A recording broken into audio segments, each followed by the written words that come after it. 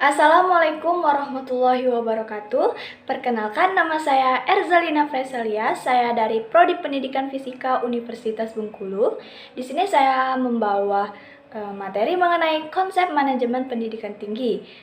Merupakan mata kuliah pengelolaan pendidikan dengan dosen pengampu Bapak Dr. Muhammad Kristiawan, MPD. Baiklah, materi yang pertama ada konsep dasar pendidikan tinggi dan perguruan tinggi. Pendidikan tinggi adalah pendidikan pada jalur pendidikan sekolah pada jenjang yang lebih tinggi daripada pendidikan menengah di jalur pendidikan sekolah. Sebaliknya, perguruan tinggi adalah satuan pendidikan yang menyelenggarakan pendidikan tinggi. 1. Konsep pendidikan tinggi. Menurut Peraturan Pemerintah Republik Indonesia Nomor 60 Tahun 1999 tentang pendidikan tinggi, tujuan pendidikan tinggi ada dua. Yang pertama, menyiapkan peserta didik menjadi anggota masyarakat yang memiliki kemampuan akademik dan atau profesional yang dapat menerapkan, mengembangkan, atau memperkaya hasanah ilmu, pengetahuan, teknologi, dan kesenian. Dan yang kedua, mengembangkan dan menyebarluaskan ilmu pengetahuan, teknologi, atau kesenian, serta mengupayakan penggunaannya untuk meningkatkan taraf kehidupan masyarakat dan memperkaya kebudayaan nasional. Berikut itu skema pendidikan tinggi, yaitu ada pendidikan akademik dan pendidikan profesional. Pendidikan akademik terdiri dari program sarjana dan program pasca sarjana. Program pasca sarjana itu tersendiri ada dua, yaitu program magister dan program doktor. Sedangkan pada pendidikan profesional ada 4, yaitu diploma 1, diploma 2, diploma 3, dan diploma 4. 2. Konsep perguruan tinggi. Perguruan tinggi dapat berbentuk akademi, politeknik, sekolah tinggi, institut, dan universitas. Pengertian dari masing-masing satuan pendidikan tersebut ialah sebagai berikut. Yang pertama, akademi. Akademi itu menyelenggarakan program pendidikan profesional pada suatu cabang atau sebagian cabang ilmu pengetahuan, teknologi, atau kesenian tertentu. Politeknik menyelenggarakan program pendidikan profesional pada beberapa bidang pengetahuan khusus atau perguruan tinggi yang menyelenggarakan pendidikan vokasi. Sekolah tinggi menyelenggarakan program pendidikan akademik atau profesional dalam lingkup satu disiplin ilmu tertentu. Institut menyelenggarakan program pendidikan akademik atau profesional dalam sekelompok disiplin ilmu pengetahuan, teknologi, atau kesenian. Dan universitas menyelenggarakan program pendidikan akademik atau profesional dalam beberapa disiplin ilmu pengetahuan, teknologi, dana, atau kesenian tertentu. Selanjutnya, penyelenggaraan pendidikan tinggi. Peraturan Pemerintah Nomor 60 Tahun 1999 tentang pendidikan tinggi mengatur bahwa penyelenggaraan perguruan tinggi yang dilakukan oleh masyarakat haruslah berbentuk yayasan atau badan yang bersifat sosial. Ketentuan tampaknya dimaksudkan untuk memberikan status badan hukum pada penyelenggaraan pendidikan tinggi. Jadi ada semacam jenjang dalam penyelenggaraan perguruan tinggi swasta, yaitu jenjang pertama universitas dan jenjang kedua yayasan. Untuk perguruan tinggi negeri, perguruan tinggi sendiri sudah merupakan badan hukum milik negara yang bersifat nirlaba atau non-profit, sejajar dengan badan usaha milik negara. Adapun manajemen perguruan tinggi, menurut Indrajit dan Joko Pranoto, ada beberapa aplikasi fungsi manajemen umum dalam manajemen perguruan tinggi, yaitu yang pertama, perencanaan. Perencanaan program kerja, termasuk perencanaan anggaran, bukan merupakan hal baru bagi perguruan tinggi, baik perencanaan 5 tahunan maupun perencanaan tahunan.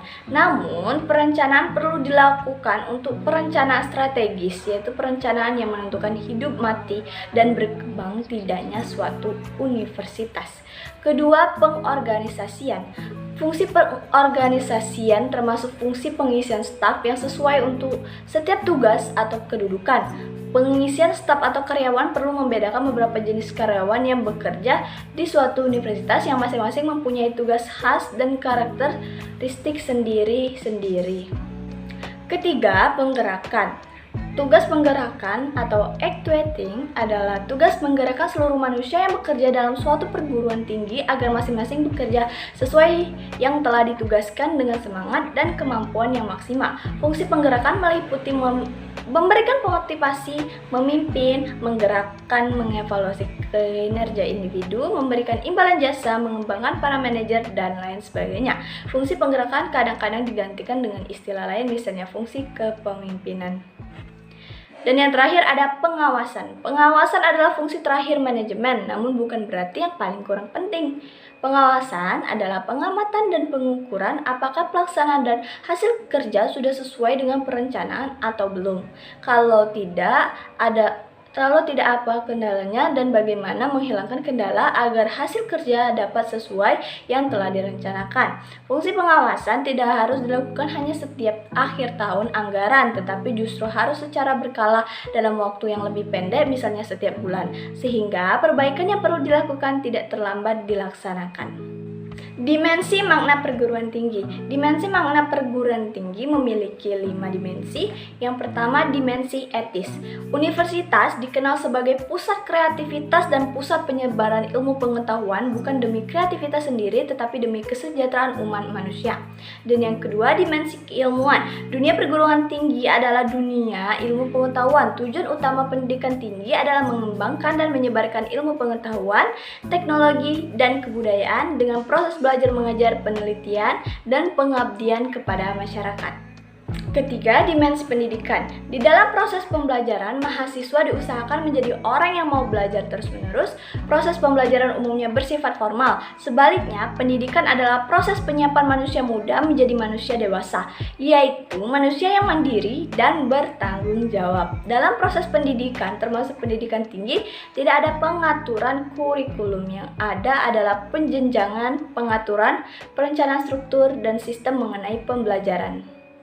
Yang keempat ada dimensi sosial. Penemuan ilmiah dan penemuan teknologi telah menciptakan pertumbuhan ekonomi dan industri yang sangat besar melalui kegiatan dan perjuangan para ahli dan mahasiswa. Kehidupan demokrasi ditingkatkan dan martabat manusia lebih dihargai. Perguruan tinggi mempersiapkan para mahasiswa untuk mengambil tanggung jawab di dalam masyarakat. Yang kelima atau yang terakhir itu dimensi korporasi. Perguruan tinggi memberikan jasa kepada masyarakat berupa pendidikan tinggi dalam bentuk proses belajar mengajar dan penelitian. Yang diajarkan dan diteliti adalah ilmu pengetahuan. Perguruan tinggi memiliki pelanggan yaitu para mahasiswa dan masyarakat perguruan lulusannya. Materi selanjutnya mengenai perguruan tinggi dan tantangan globalisasi. Globalisasi berpengaruh pada semua tingkah laku manusia dan berdampak dalam tingkatan berbeda pada budaya, masyarakat, dan manusia. Ada 4 aspek globalisasi yaitu perdagangan, pergerakan modal, pergerakan orang, serta penyebaran ilmu pengetahuan dan teknologi. Dalam konteks pendidikan tinggi, globalisasi dapat dihindari secara formal. Globalisasi memang belum menyentuh pendidikan tinggi dan perguruan tinggi, tetapi tampaknya tidak akan lama. Kekuatan gejalanya tidak dapat dibendung lagi. Menurut Atkinson, globalisasi bagi perguruan tinggi pun merupakan kekuatan yang mengubah perguruan tinggi dari suatu institusi yang memonopoli ilmu pengetahuan menjadi suatu lembaga dari antara sekian jenis organisasi yang menyediakan informasi dari suatu institusi yang selalu dibatasi oleh waktu dan geografi menjadi suatu lembaga tanpa batasan. Bagi perguruan tinggi, globalisasi berarti sebagai berikut. Yang pertama, teknologi informasi dan komunikasi seperti internet dan www menyediakan peralatan baru yang sangat ampuh dalam membentuk jaringan global untuk mengajarkan dan riset.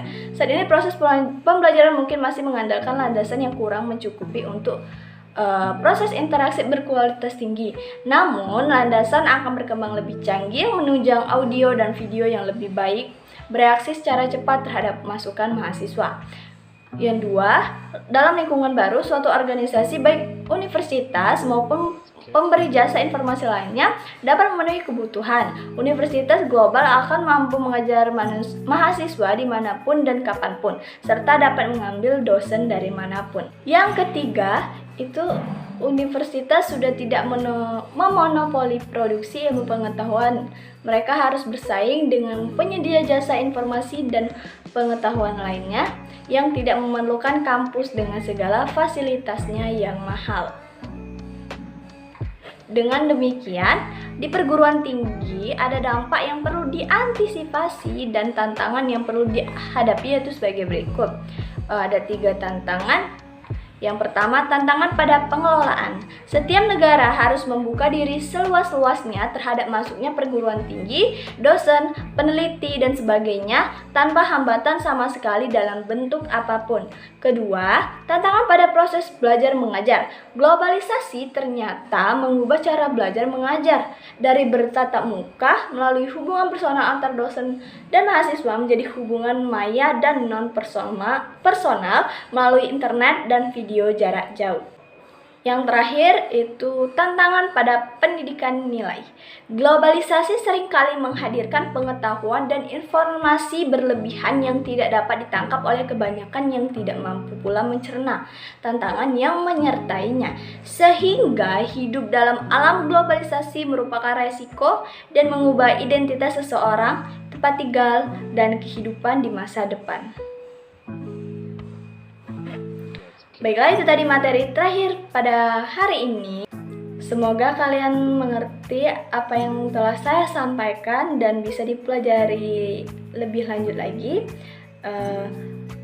Saya akhiri. Wassalamualaikum warahmatullahi wabarakatuh. Kita berjumpa di video selanjutnya.